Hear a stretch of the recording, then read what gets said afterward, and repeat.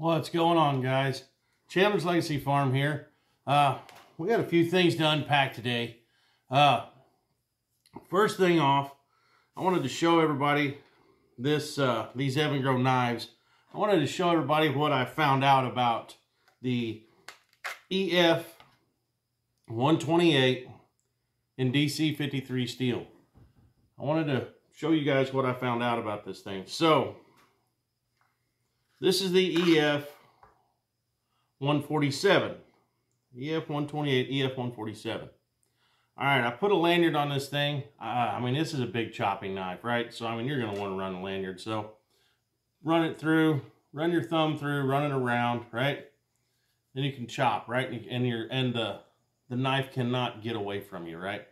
So, I put a lanyard on this thing so I could do some chopping. I mean, it's a great big knife. It's going to work. 6.5 inch knife. Look how wide that thing is. It's going to do, it's a great chopper. But, so, I put a lanyard on it. Well, when I put the lanyard on the EF 128,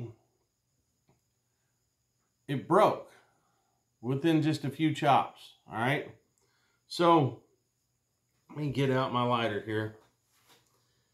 This knife, that slit right there that you're going to run your lanyard through, and on the inside of it, it is sharp. I mean, very sharp on the inside. And literally, it ate right through this paracord very quick. And this is good paracord. It's not cheap junk from Walmart. But anyway, that thing's very sharp on the inside. So, if you end up buying one of these knives, let me burn this a little bit. If you end up purchasing one of these knives and you put a lanyard on it, be careful. Be very careful with it. I mean, in order to run a lanyard on this thing and it not break, you're going to have to get something inside of that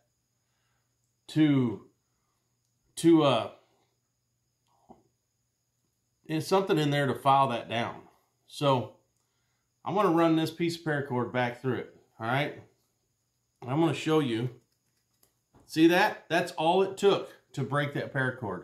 That's how freaking sharp that is. So, that is all it took to break it. That's it. I'll show you guys again. You run it through there.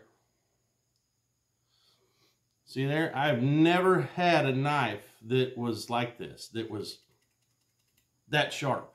That would just cut your paracord in two. So, I would not even I'm not even going to put a piece of paracord on it because that is dangerous. If you have got this knife in your hand and you're doing that with it, you know, and you have a loose grip and kind of letting the paracord hold the knife to your hand, because when you're chopping like that, you kind of got a loose grip, right?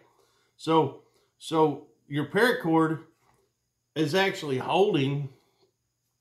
what's holding the knife to your hand when you run it like this, right?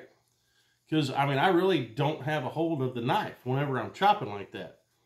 I'm just kind of whacking like that, you know? And anyway, I would not trust this knife with paracord on it to do that with, because this thing would get you hurt. Your knife could go flying. It could go flying into your leg. You could end up like Steins versus Knives, you know? So all cut up and banged up, right, Steins? But anyway, just be cautious if you purchase this knife. If you purchase this knife, feel that, and if it is sharp, don't put a lanyard through it. Do not. So anyway, I just wanted to talk about that. We're going to unpack a few things here today. I'm going to talk about some things that I don't normally talk about. All right, I've made myself a little list here. So as of today is 9/11/2024. All right. Today, I hit 1,000 subscribers. Thank you guys. Thank you guys so much. That is awesome. So I don't know if I'm ever going to make money at this whole YouTube thing. I have no idea. But today, this morning, I hit exactly 1,000 subscribers. That is awesome. I can't thank you guys enough. That's just awesome. I've been at this since last December, you know.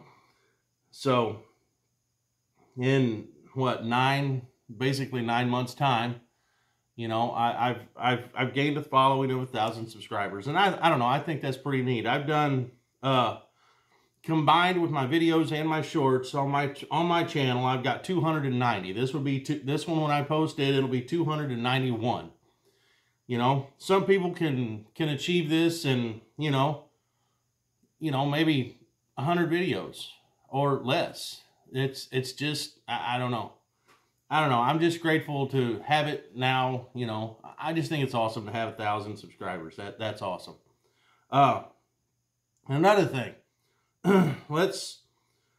23 years ago, 2021, 9/11 happened. Let's remember all the ones we lost today. Let's remember all the ones we've lost because of what happened on 9/11. All right. Let's just pray for all the ones that have lost. And does anyone remember where they were? We had a family-owned business then. I was sitting in a saw cab, sawing lumber, sawing up logs, right? And when you sit in a saw cab, you have two different joysticks, two different handles. I had the radio playing in the background. I was listening to Howard Stern whenever he broadcasted on 105.7 The Point out of St. Louis. I was listening to the Howard Stern show. He was broadcasting from New York, and so that is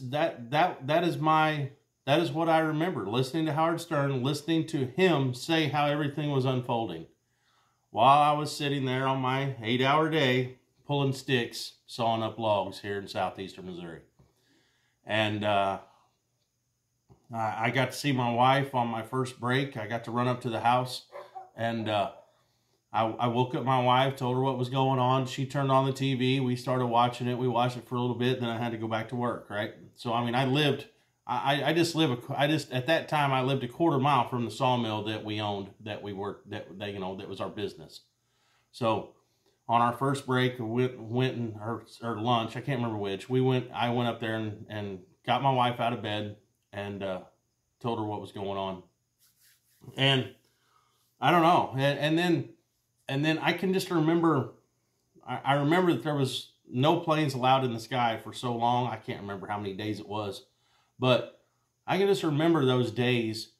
I would go to work, and every time I would step out of the saw cab, you know, every time the mill was shut down where it was quiet, and in the evenings when I wasn't working, when it was quiet, there was no airplanes. There's no sound. It was just silence, you know, except for what was going on out in the woods and what was, you know, making noise out on the farm. I don't know. It was very, very different time. Just like I said, pray for the ones who's lost loved ones during all this. Pray for the ones who's lost loved ones since then also, all our military. So I wanted to unpack that. And another thing, the debate was last night. I do not want to talk politics. I do not want to talk politics, but I will say this. I was born in 1979. I am 45 years old.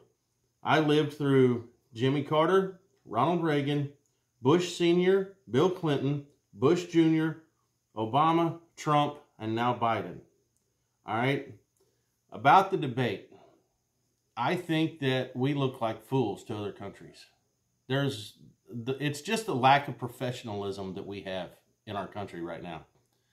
Talking over one another, you know, talking over the people that are putting on the debate. I'm not a political guy, but in my opinion, I think we just kind of look foolish. There's the lack of professionalism in our country is it's astonishing. Maybe I was young when I was, you know, maybe as I was growing up through these other eras, I didn't pay as much attention, but I can remember that whenever I would see a president give a speech or anything on TV as I've been growing up through the years, there was a sense of professionalism and respect. It just seems like our government system has lost that. I really miss that because in my opinion, me at my age, I just feel as though we just look foolish, you know. I'm my dad was pretty well Democrat, and I mean he was never into politics anyway. He really wasn't, but he was more Democrat than Republican. Then whenever we got our own business, he then once he saw how things were when you own a business, then he went a little more Republican. Okay, I've grown up Republican, and you know, if you hate me for it, I'm sorry, but I've grown up Republican. I was grown up in a Democratic household, and I'm a Republican. I mean, I'm pro-Trump, but I'm not. It's not like I'm in love with the guy. You know, he's not perfect, but no one is. So I don't know. I would just like to see the level of professionalism go from down here to way up here, like I think it used to be whenever I was younger. Now, someone who's watching this that's older than me may be able to chime in and say, well, it's always been this way. You was just too young to realize that it was this way.